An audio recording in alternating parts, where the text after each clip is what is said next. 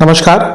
ग्रहों की गोचर स्थिति पर रेगुलर वीडियो पाने के लिए साप्ताहिक राशिफल, मासिक राशिफल, त्रैमासिक राशिफल और ग्रहों के बाकी गोचर पर भी रेगुलर अपडेट्स पाने के लिए, जिसके हिसाब से आप अपने जीवन में थोड़ी गाइडेंस प्राप्त कर सके, इसके लिए मेरे चैनल को अवश्य सब्सक्राइब करें। जिन लोगों ने सब्सक्राइब कर रखा है वो ऑल ये जो नोटिफिकेशन सेटिंग होती है इसको क्लिक करें, क्योंकि कभी कभी कुछ लोग बोलते हैं उनको नोटिफिकेशन नहीं मिलती। आशा करता हूं चैनल को सब्सक्राइब करेंगे और रेगुलर वीडियोस अवश्य आप देखेंगे। नमस्कार। ओम गणेशाय नमः। ओम नमः शिवाय। मैं निखिल ज्योतिषाचार्य आप सभी का मेरे चैनल पर पुनः स्वागत करता हूं। आशा करता हूं कि आप सभी स्वस्थ होंगे। महादेव की कृपा आप सभी पर सदैव बनी रहे। ये वीडियो मिथुन यानी कि जेमिनी के लिए बहुत विशेष है, क्योंकि वीडियो है 22 जून से 28 जून 2026 के साप्ताहिक राशिफल के बारे में। कैसा रहेगा आने वाला सप्ताह मिथुन के लिए। जो मेरा साप्ताहिक राशिफल होता है वो प्रमुखतः चंद्रमा और उनकी गति पे आधारित होता है। चंद्रमा एक बहुत ही विशेष ग्रह है, चंद्रमा की विशेषताएं बहुत हैं। लेकिन जब हम साप्ताहिक राशिफल की बात करते हैं तो पहला तो उनकी तेज गति, फिर उनका मन का कारक होना, और फिर उनकी एक क्वालिटी कि वह जिस भी भाव, राशि, ग्रह आदि के साथ संबंध संपर्क साधते हैं उनको बहुत ही एक्टिवेट कर देते हैं। इन सभी कारणों से चंद्रमा का जो गोचर होता है वो बहुत विशेष बन जाता है। चंद्रमा के गोचर के कारण हमारे मन, मस्तिष्क, विचार, स्वभाव, सोचने के तौर तरीके, दृष्टिकोण, हर चीज पर डायरेक्ट इम्पैक्ट पड़ता है। उसको समझने के लिए साप्ताहिक राशिफल अत्यंत विशेष होता है। इस अंधकारमय जीवन में ज्योतिष एक मात्र विद्या है जो हमें थोड़ा सहारा देती है, गाइड करती है। भले ही ये राशिफल बहुत ही सामान्य आधार पर दिए जाएं, लेकिन एक जनरल गाइडेंस के लिए बहुत उपयोगी होते हैं। यदि आपकी लग्न राशि या चंद्र राशि मिथुन है, जेमिनी है, दोनों ही गाइडेंस के लिए देख सकते हैं। जहां से सूट और रिलेट आपको ज़्यादा करता है वहां से देखिए। व्यक्तिगत तौर पे मेरा मानना है यदि आप अपने लग्न से देखते हैं तो अच्छा है। इनकेस नहीं पता है आपको अपनी लग्न राशि तो आप अपनी चंद्र राशि से भी इसको देख सकते हैं। शुरू करते हैं। चंद्रमा आपके चौथे भाव में आ जाएंगे, यानी कि कन्या में। ये होगा 22 तारीख को। ऑलरेडी यहीं पे होंगे, 21 को आ चुके होंगे और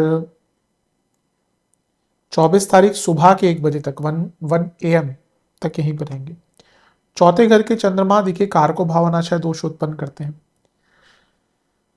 यहाँ पे वो धन स्थान के स्वामी हैं और चौथे घर में बैठे हैं। परिवर्तन योग भी बन रहा है उनका, पहले बुध के साथ, अगले बार शुक्र के साथ बनेगा। तो दूसरे और चौथे घर में परिवर्तन योग अच्छा है। घर में पैसा आता हुआ दिख रहा है। कोई प्रॉपर्टी रेंट पे नहीं चढ़ रही थी, कोई प्रॉपर्टी सेल ऑफ करनी है, घर में कोई, घर के लिए कोई महंगी वस्तु लेनी है, घर में भौतिक सुखों का आगमन दिखता है। लेकिन चंद्रमा चौथे घर में आते हैं तो कारको भावनाशय दोष भी लगता ही, और यहाँ पे केमद्रुम भी लगा हुआ है। ऊपर से चंद्रमा बुध की राशि में तो कंफ्यूजन, और रही सही कसर शनिदेव ने पूरी कर दी, जो अष्टमेश भी हैं, विषतोष भी बना रहे हैं। और ये नहीं भूलना चाहिए कि जो शनिदेव हैं इनकी स्पीड कम हो रही है, क्योंकि जुलाई के अंत में हो जाएंगे वक्री, तो उनकी स्पीड ऑलरेडी थोड़ी कम हो रही है। जैसे जैसे हम दिन बढ़ते रहेंगे उनकी स्पीड कम होती रहेगी। अब आपके कर्म भाव में है तो आपके लिए तो मैं कहूँगा कि मंदता बहुत पहले ही दिखना शुरू हो जाएगी, ऑलरेडी उसका प्रभाव दिख रहा होगा। और एक मंद होते ग्रह जो मंदता के कारक हैं और अष्टमेश हैं, उनका चौथे घर में बैठे चंद्रमा को देखना एक इमोशनल लाइफ में डिस्टर्बेंस ले आएगा। आपको लगेगा कुछ भी अच्छा नहीं हो रहा, सब कुछ विपरीत हो रहा है। तो अपने मन पर नियंत्रण रखिएगा, क्योंकि कभी कभी होता है हम हाइपोथेटिकली ही चीज़ों को इतना बुरा समझ लेते हैं जो होती नहीं है, और अपने मन पर नियंत्रण ना रख पाने के कारण हम अपनी प्रॉब्लम्स को इनवाइट भी करते हैं, क्रिएट भी करते हैं, ग्रो भी करते हैं। भावनाओं में बहकर कोई निर्णय ना लें। नवांश कुंडली ऐसा प्रतीत होता है कि आपके अंदर का एक जो बच्चा है ना वो कहीं जो क्यूरियोसिटी है वो बहुत जागरूक हो रही है कई चीज़ों को लेकर, जो अच्छी चीज़ है, कोई बुरी चीज़ नहीं। हम सब में कहीं ना कहीं एक बच्चा होता है जो कई चीज़ों को लेकर क्यूरियस होता है, और मिथुन वाले तो ऐसे ही बहुत क्यूरियस होते हैं। तो उस क्यूरियोसिटी को ढूंढिए, उस क्यूरियोसिटी पे काम कीजिए। दशांश कुंडली कार्य क्षेत्र में कुछ नया सीखने का मौका है। बिजनेस बिजनेस में मैं यही कहूंगा कि ना बहुत रिस्क इस टाइम पे मत लीजिए। लव लाइफ, पहले ना अपनी गलतियों को मानिए। पार्टनर की गलतियां निकालना या किसी की भी गलतियां निकालना इस पूरे ब्रह्मांड में सबसे इजी काम है। हम बैठ के किसी को देखें 100 गलतियां निकाल देंगे उसमें। सबसे अ, आसान काम क्या है पूरे ब्रह्मांड का? निंदा करना, गलतियां निकालना। बट कोई आपको अगर जज करे तो आपको बहुत बुरा लगता है। तो इसीलिए don't be very judgmental, acceptance लाइए और पहले ये भी एक्सेप्ट करिए कहीं आपकी भी तो गलती हो सकती है। रिलेशनशिप में प्रॉब्लम ये आती है, एक व्यक्ति को लगता है कि मैं सब सही कर रहा हूं या कर रही हूं और सामने वाला व्यक्ति गलत है। ऐसा नहीं होता, थोड़ी बहुत गलती दोनों की होती है, इंटेंसिटी ऊपर नीचे हो सकती है। वैवाहिक जीवन, ग्रेस रखिए, स्मूथनेस रखिए, हर बात बहस में कन्वर्ट नहीं होनी चाहिए। स्टूडेंट्स,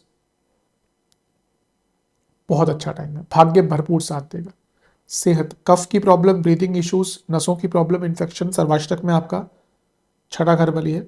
मेंटल टेंशन बहुत रहेगी। फिर से कहूंगा भावनाओं में ना बहें। 24 तारीख सुबह के 1 बजे चंद्रमा आ जाएंगे तुला में, यानी कि पंचम में, और 26 तारीख दिन के 1 बजे तक यहीं पर रहेंगे। यहाँ पे 24 तारीख को 1 AM पे आएंगे और 26 तारीख 1 PM तक रहेंगे। पंचम के चंद्रमा अच्छा रिजल्ट देते हैं। लक्ष्मी भाव के स्वामी हैं और धन स्थान में है, धन के लिए बहुत अच्छा है, स्पेकुलेटिव मार्केट्स के लिए बहुत अच्छा है। गजकेसरी योग बन रहा है, गुरु से केंद्र में है और शुक्र से परिवर्तन योग बन रहा है। शुक्र आपके पंचमेश ही हैं, तो धन के दृष्टिकोण से ये टाइम भी अच्छा है। क्रिएटिविटी बहुत रहेगी, कुछ उलझने सुलझ पाएंगी, एनालाइज कर पाएंगे, साधनाओं के लिए अच्छा टाइम है। लेकिन केमद्रुम योग तो बना हुआ है और यहाँ पे राहु महाराज भी अपनी दृष्टि डालेंगे, तो वो चीज़ों को थोड़ा और भ्रमित करवा सकते हैं, चीज़ों को और थोड़ा सा डिल्यूजन की तरफ लेके जा सकते हैं।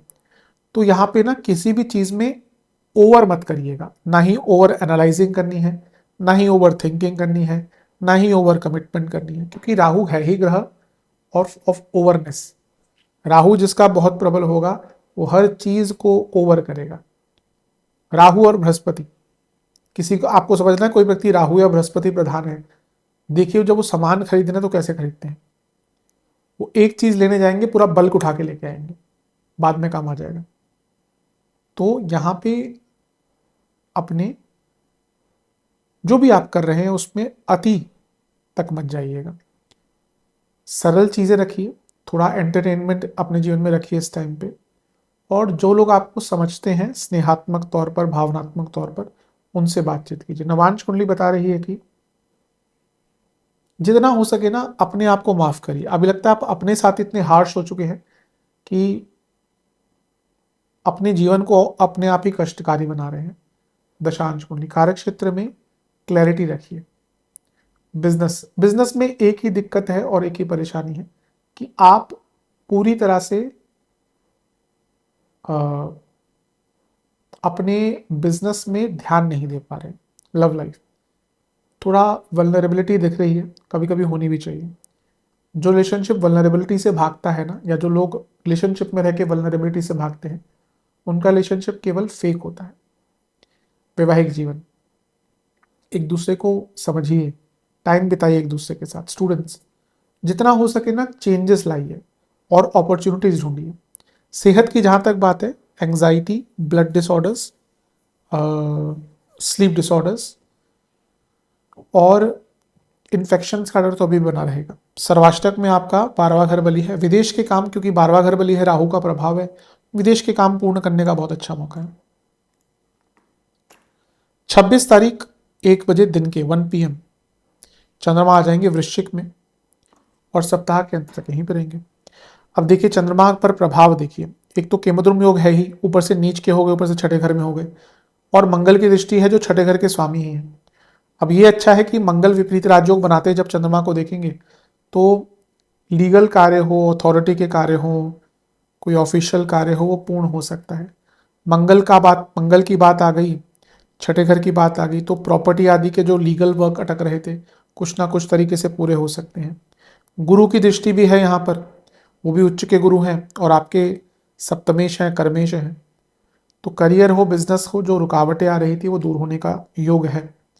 लेकिन यही गुरु बाधकेश भी हैं और मंगल जो है वो आपके छठे घर के स्वामी, जो ऑब्स्ट्रक्शन। तो यहाँ पे जो भी काम होंगे ना, आराम से नहीं होने वाले। सारे काम गति में अवरोध उत्पन्न होगा आपके, तभी वो पूर्ण होंगे। गुस्से से बहुत बचे। चंद्र मंगल योग बन रहा है, धन के लिए अच्छा होता है, लेकिन मंगल छठे घर के स्वामी हैं। गुस्से से बचे, लड़ाई झगड़े हो सकते हैं लोगों से, इवन थोड़ा इंजरी का योग भी बनता है। नवांश कुंडली अपनी स्ट्रेंथ समझिए और उसको और इंप्रूव कीजिए। दशांश कुंडली कार्य क्षेत्र में बस काम से काम रखिए। बिजनेस जितना हो सके ना, बिजनेस में आप थोड़ा चार्ज लीजिए। अभी लगता है आप चीज़ों को बहुत स्लोली या बहुत लेड बैक हो चुका है। आपके जो एम्प्लॉयज़ हैं वही सब कुछ हैंडल करें, कभी नहीं होना चाहिए। ठीक है, आप अगर आप एम्प्लॉयर हैं, आप बिजनेसमैन हैं, बड़े हैं या मीडियम स्तर के भी हैं, आपको काम एम्प्लॉयज़ को देना ही पड़ेगा। इसका मतलब ये नहीं कि आप सब कुछ देखना ही छोड़ दें। लव लाइफ, अपने पार्टनर की बातों को सुनिए। आप लगता है सुन नहीं रहे उनकी बातों को। वैवाहिक जीवन जितना हो सके थोड़ा पैशनेट रहिएगा। स्टूडेंट्स अपनी ऊर्जा सही डायरेक्शन पे लगाइए, उसकी कमी दिख रही है। जहाँ तक सेहत की बात है, नसों की प्रॉब्लम बनी रहेगी, एंग्जाइटी बनी रहेगी, पेट की प्रॉब्लम, एसिडिटी, और जिनको कोई मानसिक विकार है थोड़ी परेशानी होगी।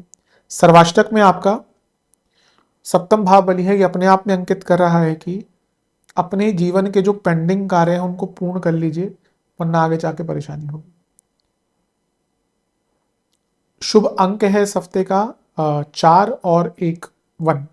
शुभ रंग है गोल्डन, वायलेट, येलो। कुछ विशेष टिप्पणियां।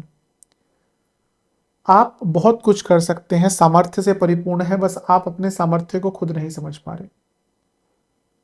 आपके अंदर ही सारे उत्तर छुपे हैं, बस थोड़ा आत्ममंथन कीजिए, अपनी फीलिंग्स को जाहिर कीजिए, पर ऐसे व्यक्ति को जो आपको समझता हो। इस टाइम पे मत कीजिएगा जब चौथे भाव में चंद्रमा है, शुरुआती भाव में। अदरवाइज तो कोई व्यक्ति, अगर आपके मन में कोई दुविधा चल रही है तो उस व्यक्ति से अपनी बातों को शेयर कीजिए जो आपको समझता है।